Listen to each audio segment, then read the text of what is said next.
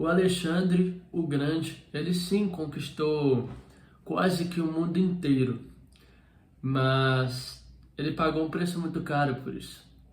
Ele matou aquilo que era mais importante, aquilo que no final fez ele se arrepender, que no final fez ele perceber o quão insignificante é conquistar o mundo em comparação a isso. O que eu vou falar aqui é: existe uma criança em você.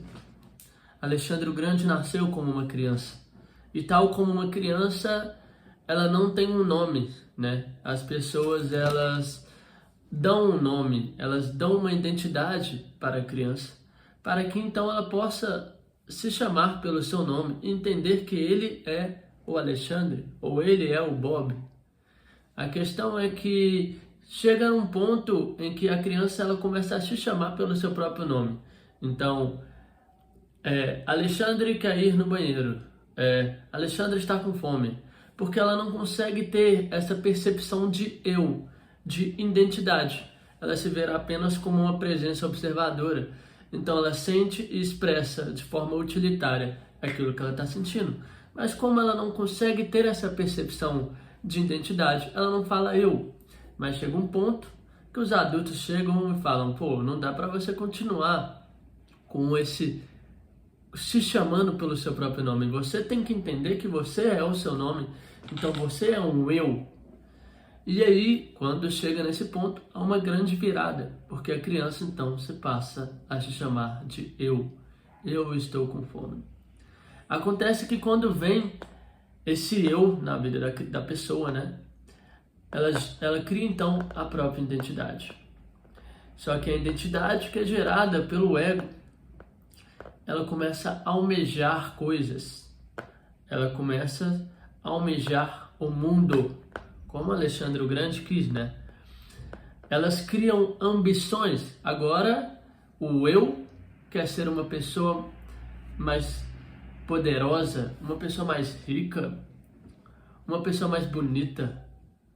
E ela busca e vai atrás dessas suas ambições, sempre fazendo comparações com outras pessoas, né?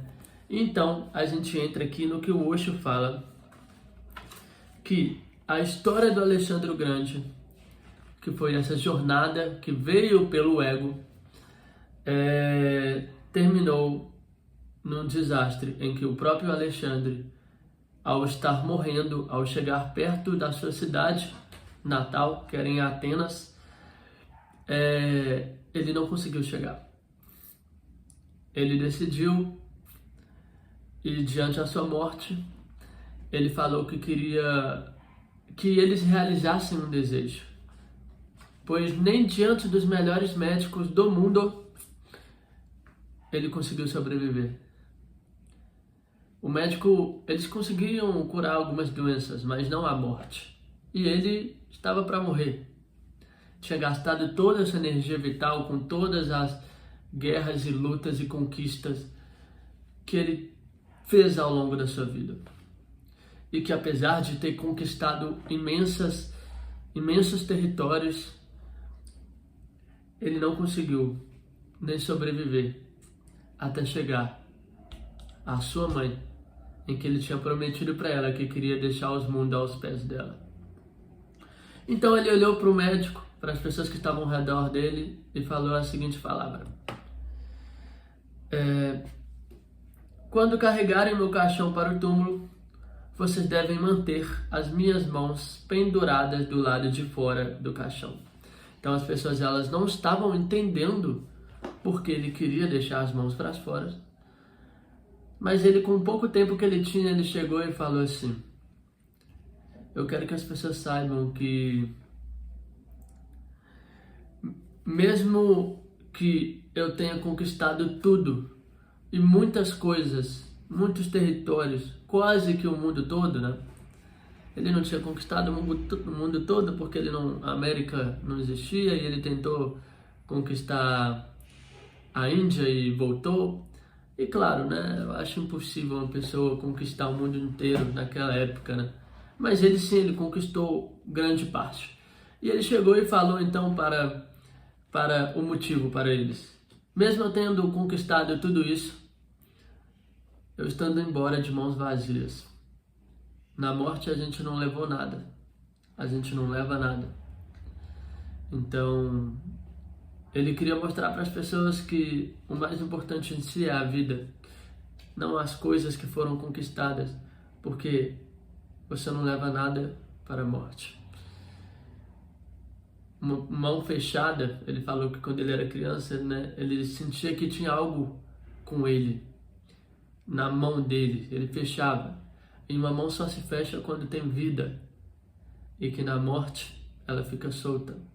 Não tem nenhuma vida, nenhuma energia que eu feche. Então ele fez uma reflexão para que as pessoas valorizassem o que é de fato importante e que diante da morte todos nós somos um mendigo. E é essa reflexão que o Osho traz com a gente sobre essa história do Alexandre, que no final o ego ele é uma ilusão, ele se baseia no passado e no futuro. E o passado e o futuro não existem, né? Uma vez que eles já se foi, uma vez que vai ser. O amanhã é aquilo que vai ser. Só que a gente nunca chega no amanhã porque a gente sempre está no presente. E o ego, ele vive com base nessa ilusão. No seu passado, na sua mente e nas suas ambições no seu futuro. E se você viver nessas duas ilusões, você vai morrer na ilusão também. Até a morte chegar e te mostrar a realidade de que tudo foi uma verdadeira ilusão, de que as conquistas, apesar de você conquistar muitas coisas, você nunca vai conseguir conquistar o que de fato você quer, porque isso é uma jornada sem fim. Você quer algo, chega no topo da montanha e vê que tem outras montanhas, e para chegar no topo das montanhas, você vê que só um pode chegar lá. Então você pisa em cima dos outros, você passa por restrições, você sofre. Não estou falando que a vida você não tem que sofrer, mas sofre de forma ilusória devido ao seu ego para alcançar o topo, sendo que o topo, a partir do momento que você alcançar, vão colocar outro topo para você ser alcançado. Você nunca vai alcançar o topo em todas as coisas do mundo.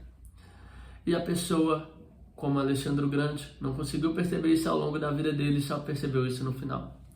Então o Osho, ele trouxe para a gente essa reflexão e eu espero que ela tenha te feito perceber o quanto que o ego, ele destrói a vida completamente de uma pessoa, né?